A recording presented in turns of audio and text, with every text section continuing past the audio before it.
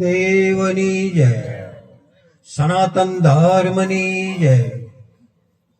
મંચ પર વિરાજમાન સર્વે ભેગ ભગવાન આચાર્ય મહાપુરુષો તથા દૂર દૂરથી પધારેલા સંતો ભક્તો, ગામના ભક્તો, માતાઓ બહેનો, સર્વને હું હૃદયપૂર્વક વંદન કરું છું. આજે અમારા દેવજી બા, જેમને આ ગામની અંદર એક મહાપુરુષ હમણાં વાત કરી, વિવેકનાથ મહારાજ. જો ગામની અંદર સૌથી વધારે વિવેકનાથનું સાનિધ્ય મેળવ્યું હોય તો એ દેવજી બા છે. હું અને વિજય વગદાથી ઘણી વાર સત્સંગ માટે વિવેકનાથ મહારાજ જોડે આવીએ ને, એટલે દેવનાથ મહારાજ એમની જોડે બેઠેલા જ હોય.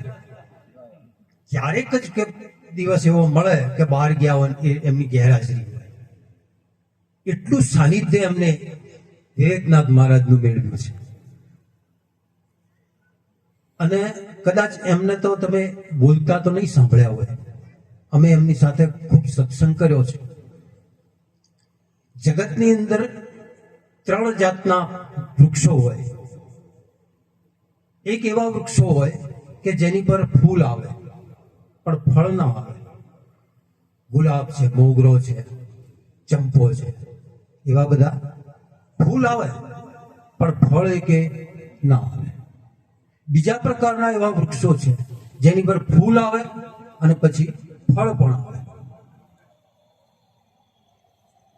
જેમ કે આંબો છે, જાંબુ છે, સીતાફળ છે. પહેલા ફૂલ આવે અને પછી ફળ આવે. ત્રીજા એક એવા વૃક્ષો છે જેની પર ફૂલ ના આવે, સીધા ફળ આવે. વડ છે, અંજીર છે, કેળા છે, ફૂલ ના આવે, સીધા જ ફળ આવે.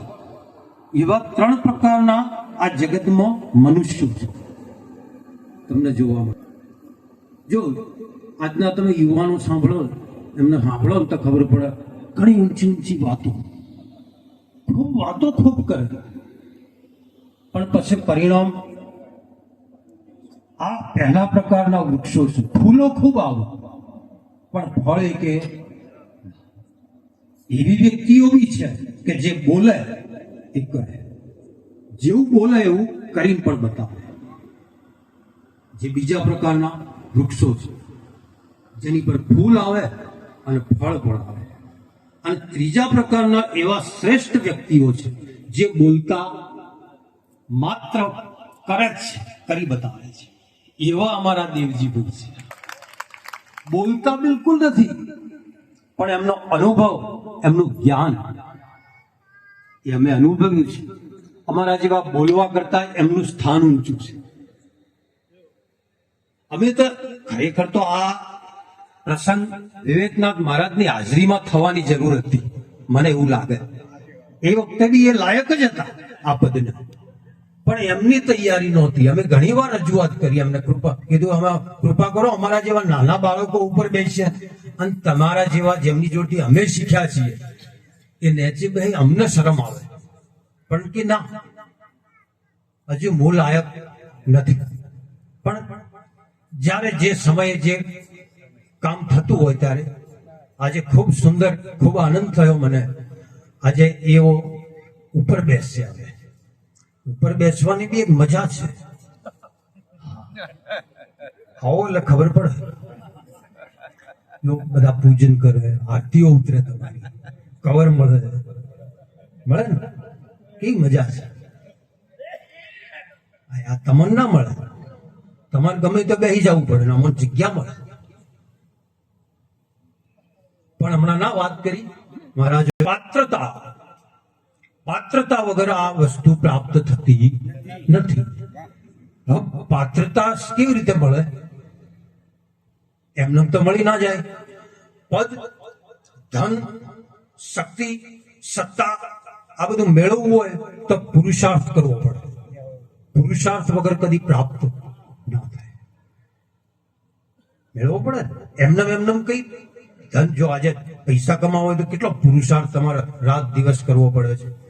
એવું કઈ બી પદ બી મેળવવું હોય, અને આ તો વ્યાસપીઠ છે.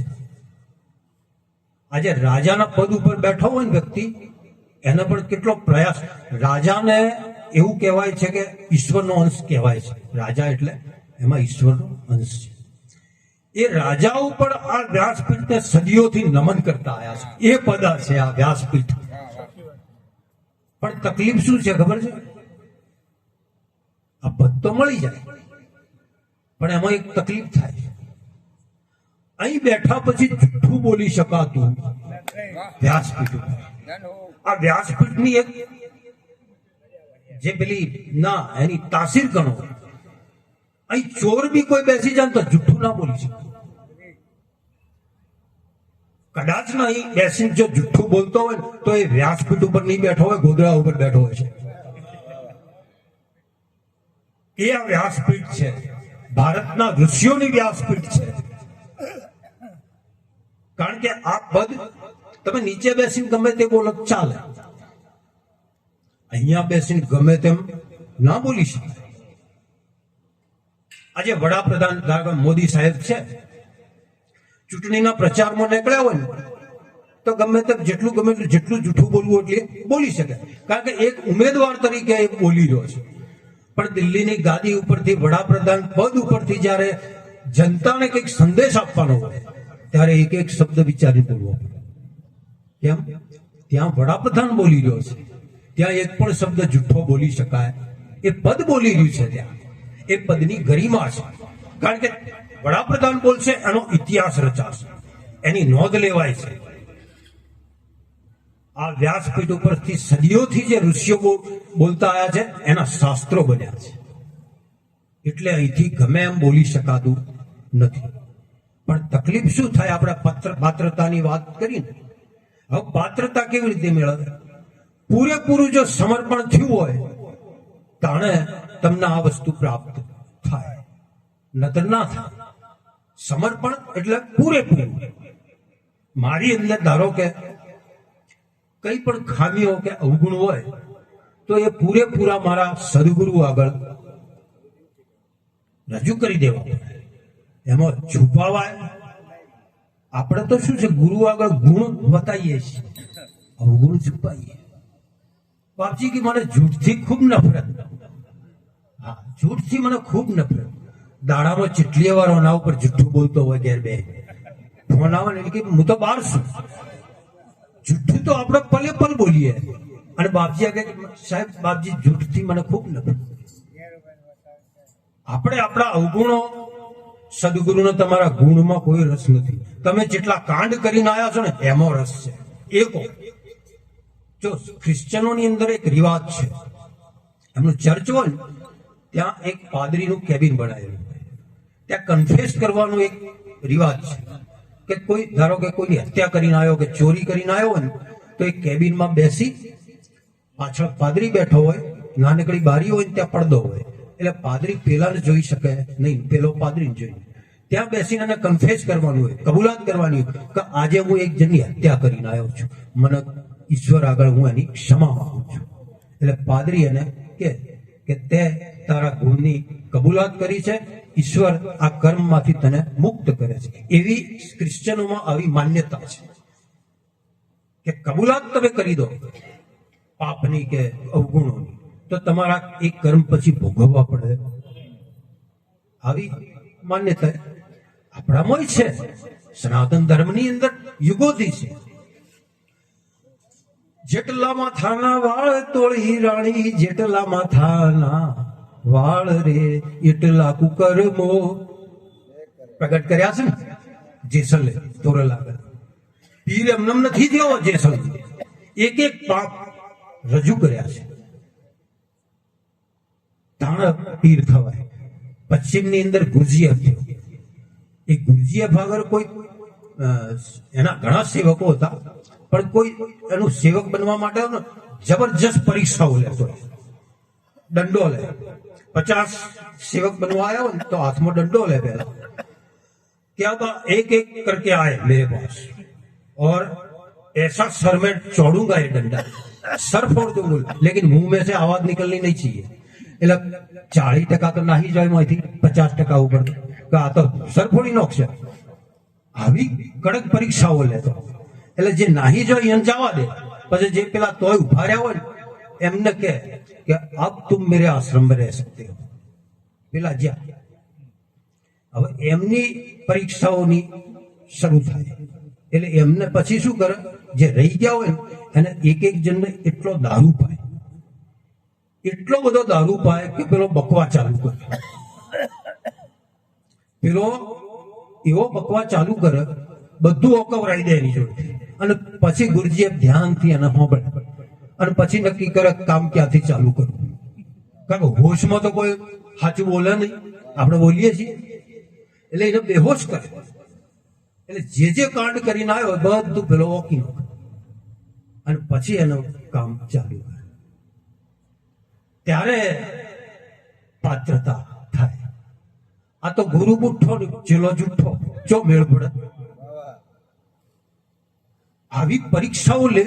હમણાં જ વાત થઈ હતી ક્યાં કે એક ભમરીને બી ભમરી બનાવવા માટે ઈયળ શોધે ને તો એને પેલો ડંખ મારે, અને જે ભૂચડું વળીને પહેરી જાય ને એને છોડી દે ભમરી, પણ જે પેલો હોમી થઈ જાય ને ઈયળ એને પકડી, હા આ લાયક છે, એની ભમરી થાય. આ એવા પાત્રો છે અને એવા પાત્રો અહીંયા ઉપર બેસી શકે છે જેને બચાવ્યું છે, જેને પૂરું સમર્પણ સદગુરુ આગળ કર્યું છે. તો જ અને તોય જો ઘણી વાર શું થાય કે આપણે દવા લઈએ ડોક્ટર જોડેથી પણ એનું રિએક્શન આવે. જો માફક ન આવે ને આ બધું સારું લાગે, ઉપર બેઠા પૂજન થાય, પણ જો પચન તો રિએક્શન આવે. એટલે રિએક્શન આવે એટલે શું થાય, પછી પેલો ચોદો પડી જાય જોતો દવાનો. શું રિએક્શન એટલે શું આવે ખબર? આ પદ ને પ્રતિષ્ઠા અને બધા આથી એક વસ્તુ ફ્રી આવે, buy one get one free. ધન કમાય એની સાથે ફ્રી આવે, પદ આતા ફ્રી આવે. શું? અહંકાર આ ફ્રીમાં આવે. અને એ જો આવી ગયો મોય તો જે મેળવ્યું છે ને એને ભ્રષ્ટ કર્યા સિવાય પેલો જાય એવો પહેરી જાય. અને અહંકારનો સૌથી વધારે પ્રણેતા હોય જેમાં માસ્ટર ડિગ્રી મેળવેલી તો કોણ? રાવણ. એના જેટલો અહંકાર આ દુનિયામાં આજ સુધી કોઈ કરી શકે નહીં. એને કોઈ 10 માથા તો હતા નહીં, માથું તો એક જ હતું. બાકીના જે 9 હતા એ અહંકારના હતા. શક્તિનો અહંકાર, સત્તાનો અહંકાર, સૌંદર્યનો અહંકાર, ધનનો અહંકાર, પરિવારનો અહંકાર, જાતિનો અહંકાર, ધર્મનો અહંકાર, જ્ઞાનનો અહંકાર. આ 9 પ્રકારના તો એના અહંકાર હતા. તમે ગમે એટલા મોટા પદ ઉપર બેસી જાય તો રાવણ જેટલો અહંકાર તમે કરી ન શકો. એમાં એનો માસ્ટર ડિગ્રી મેળવી. અને આ રાવણના શબ્દો જ્યારે રાવણ મરણ પથારી ભર્યો ને ત્યારે લક્ષ્મણે રાજનીતિ શીખવા માટે રામે એને મોકલ્યો કે હે લક્ષ્મણ, આ પૃથ્વી પર વર્તમાન સમયની અંદર આના જેટલો વિદ્વાન કોઈ છે નહીં, અને રાજનીતિજ્ઞ એ પ્રખર છે, અને એનો છેલ્લો સમય છે તો થોડુંક તું એની જોડે શીખી લે. એટલે લક્ષ્મણ પ્રમાણ કર. ત્યારે રાવણ આંખ ખોલીને કે હે લક્ષ્મણ, अगर सत्ता, शक्ति और सौंदर्य और धन, ये सारे अहंकारों के अगर छूट जाए, लेकिन धर्म और ज्ञान से पैदा हुआ अहंकार से कभी कोई छूटता नहीं. આ રાવણના શબ્દો જેને રાવણે અહંકારને બરોબર પચાડ્યો હતો એ માણસ આ છેલ્લા શબ્દો એના બોલે. એટલે કે રામ અને મારામાં ખાલી ફરક આટલો જ છે, જેટલું રામ જ્ઞાની છે એટલો જ હું છું, પણ ફરક એક જ છે, મને જ્ઞાનનો અહંકાર હતો અને રામના અહંકારનું જ્ઞાન છે. રામને અહંકારનું જ્ઞાન છે, બસ આ ફરક છે. એટલે કે રામના તું ચરણની પૂજા મત કરજો, એનું આચરણ પણ કહે દે છે. આ હોંભળી અને લક્ષ્મણના આશ્ચર્ય थे कि आप जानते थे कि ये ब्रह्म है, तो आपने इससे दुश्मनी क्यों की? हाँ कि मैं जानता था कि ये ब्रह्म है, तो कि दुश्मनी क्यों की? એટલે રાવણે જે ઉત્તર આવ્યો છે ને ખરેખર સમજવા જેવો છે કે मैं रावण हूं और ये जगत व्यक्ति का मूल्यांकन इससे करता है कौन इसका मित्र है और कौन इसका शत्रु है। मैंने अपने से छोटे को कभी मित्र नहीं बनाया और अपने से छोटे को कभी शत्रु नहीं बनाया। मैंने मेरे इष्ट शिव है उसको मैंने मित्र बनाया और राम भी ब्रह्म है इससे मैंने शत्रु बनाया।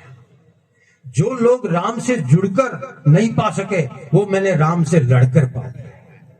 लोग जुड़कर भी लड़ते रहते हैं, मैं लड़कर इनके साथ हमेशा के जुड़ गए। ये जगत जब भी राम को याद करेगा रावण को भी याद करेगा। मैं अमर हो गया लड़कर।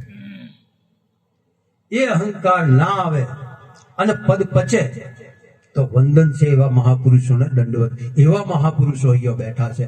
ઘણું બધું કહેવાની ઈચ્છા થાય, આનંદ ઉભરો થાય છે આ અમારા પ્રસંગથી, પણ આ મહાપુરુષોને સાંભળવા છે। અહીં વાણીનો વિરામ કરી સદગુરુદેવની